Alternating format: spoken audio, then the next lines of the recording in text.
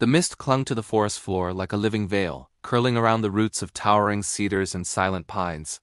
There are places in the world where the air feels heavier with secrets, where every rustle in the understory seems too deliberate to be chance. It was in one such place, a hidden hollow deep within the Cascade Range, that a discovery unlike any other was made: a Bigfoot nest. Finding such a thing was no accident. The team that ventured here had been following faint clues for weeks.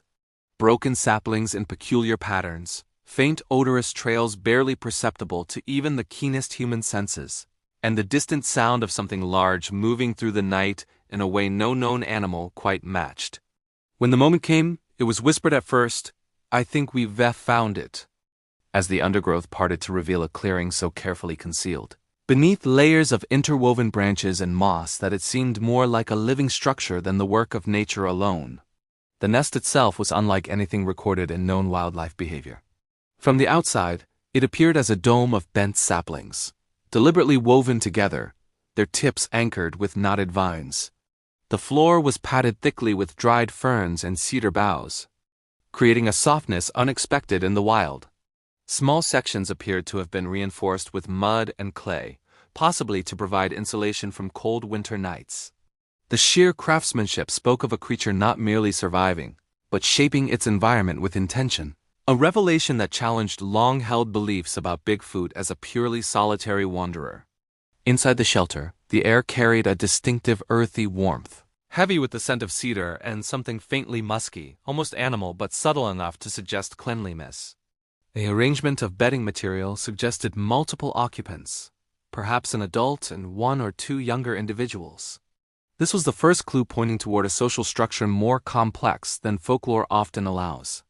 Bigfoot, in the popular imagination, is a lone giant, mysterious, nomadic, and aloof. Yet here was physical evidence that these beings may live, at least part of the year, in familial or communal groups, returning to the same hidden spot and tending it as a home rather than a fleeting camp. As the team moved carefully around the site, they noted tufts of coarse, dark hair caught in the woven branches, thicker and longer than bare fur, with an unusual texture. Scattered nearby were cracked nutshells, stripped bark, and what appeared to be the remains of small woven mats fashioned from reeds. These were not the haphazard results of random animal foraging. Instead, they were signs of deliberate gathering and use, perhaps even rudimentary tool-making. Such details illuminated an entirely different side of the legendary creature. Bigfoot's image in popular culture tends toward the wild and untamed, a fleeting shadow on the ridgeline, a massive footprint in the snow. But the nest revealed something gentler, more human in its complexity, a creature capable of nurturing young, of creating comfort and safety in an otherwise unforgiving wilderness. It suggested care, planning, and a social intelligence thriving under the canopy of ancient trees. That realization alone was humbling.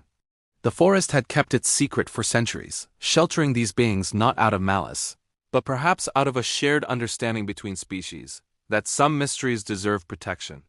The careful concealment of the nest marked its builders as masters of camouflage, architects of invisibility. Each bent branch was positioned not just for shelter, but to break up the shape of the structure, making it blend seamlessly with the forest's natural chaos. It was artistry born of survival, a living testament to the ability of instinct and learned skill to merge into something extraordinary. In the days that followed, the team chose not to disturb the nest further.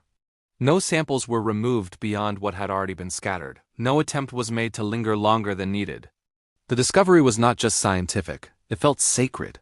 Standing in that clearing, the breeze whispering through constricted spaces overhead, one could not escape the quiet conviction that Bigfoot's existence, whether proven or not to the wider world, carried with it a lesson about coexistence. That lesson was in how the nest sat perfectly in harmony with its surroundings, borrowing from the living forest without scarring it. It was in how the structure implied continued use through seasons, yet left no obvious trail for human eyes to follow. It was in the evidence of care, bedding neatly arranged, space kept clean, entrances shielded. Such an approach to life speaks of balance, of taking only what is needed, of giving back by leaving no trace. In a time when human expansion often carves loudly into nature, the silent gentleness of this hidden home was a poignant contrast.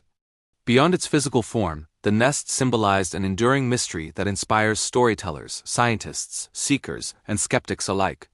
It reminded all who saw it that wonder is not confined to myths, but lives in the deep places of the earth, waiting for those who approach with patience and respect.